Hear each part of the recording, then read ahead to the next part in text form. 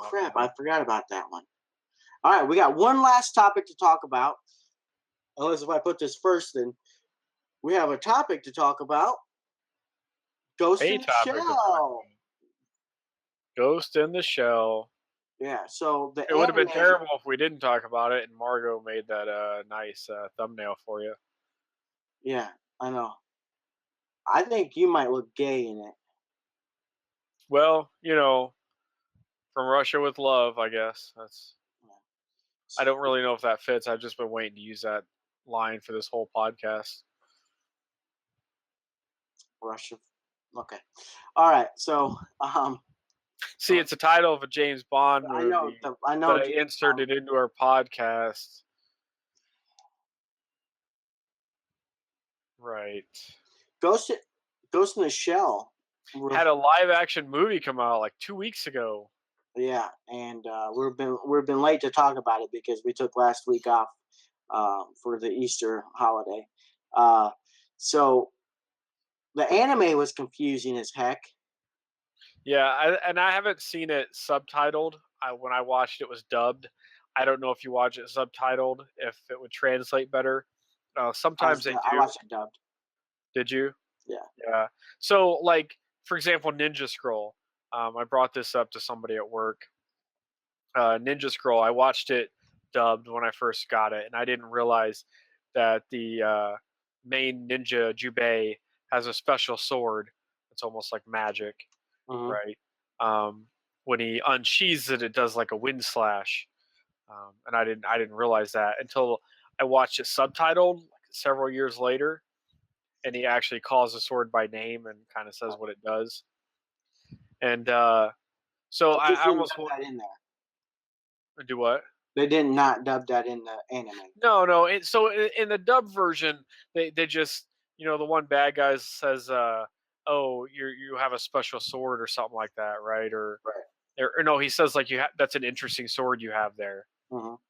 And but in the anime when it's subtitled, he actually says, "Oh, I see you got the special sword of whatever wind, whatever." I don't remember. It was a long time ago. I watched it, but I almost wonder if Ghost in the Shell's the same way. If you watch the subtitle, if it translates better. I never Right. watched the subtitle. And I watched it dubbed, and it was too confusing, so I didn't want to go back and watch it. So I completely agree with you there that the anime movie is just like I don't know what's going on. The live action movie, they did make it a lot less confusing. I can tell you that. It is a lot easier to grasp what they're doing and where they're going with it. So it takes all that out of it. So if you're confused by the anime movie, um, the live action movie is a lot easier to follow.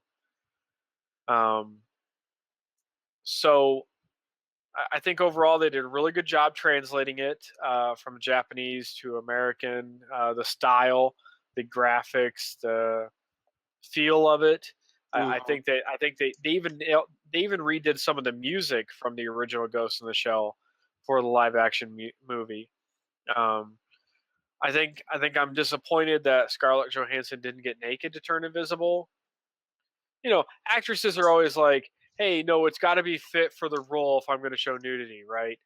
And she's playing an android. Why would an android care if she's naked or not?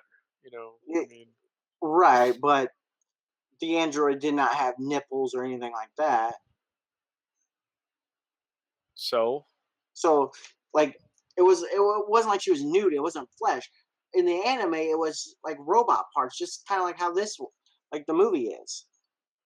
right. We could have seen Scarlett Johansson naked, and I could have filled in the gaps in my mind and pretend she had robot parts. Yeah. Okay. No, all right. I see where you're going with it. It makes sense. Okay. Right. I'm just trying to keep it real. I don't know. Oh no. Oh no. That's fine. But yeah, I don't know how it panned out for critics. I don't know what like the Metacritic score rating is or anything like that. And even then, you got to figure a lot of the critics probably didn't see the original anime. It's out of Um, context a little bit. yeah, so they probably didn't understand what they were trying to do. Um, I think overall, the greatest thing about this is that it's literally an American-made anime. You know, I mean, they've tried that before. I Yeah. don't even know if you count Dragon Ball Z or whatever, Uh, but I mean, literally, anime's become so popular now, that they actually went back and made an American movie version of an old classic anime movie. You right.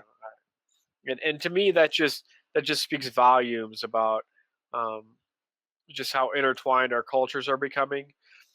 Japanese. Now, let me ask this though: do you wish that they would have maybe picked a different classic anime movie, or do you think that this would be a good one to kind of start off this kind of?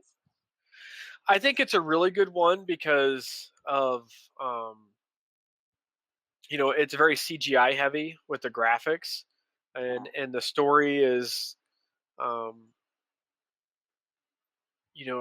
I think with the story, it's easy to translate and understand. It's about a computer hacker and androids and Right. robots. It's a very familiar story.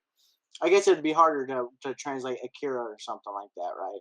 Yeah, exactly. I think I see that, what you're saying. Yeah. the Ghost in the Shell, it does not have a lot of Japanese specific qualities. Um, like Akira was a lot about, after World War II and the bombing and them experimenting, Yeah. psychically to try to, have like their own weapons of mass destruction, right? So you have to Hmm. understand a lot of context of Japan, the motorcycle scene in Japan. Um, Very you, true. Ghost in the Shell doesn't have a lot of that. It's not very Japanese context heavy, with the Right. exception of maybe some of the, the geishas. Hmm. But I think those are fairly common knowledge. Um, Right. I would have liked to see him do Ninja Scroll personally. That's just my own personal thing. I would have loved to So seen. that's an anime I have not seen. I have to watch Yeah, that. I'll tell you what, Ninja Scroll is probably one of the my favorite anime of all time that really got me hardcore into anime. Yeah. I was into a little bit from other things I watched, such as Kashan, but once I saw Ninja Scroll, I just craved more.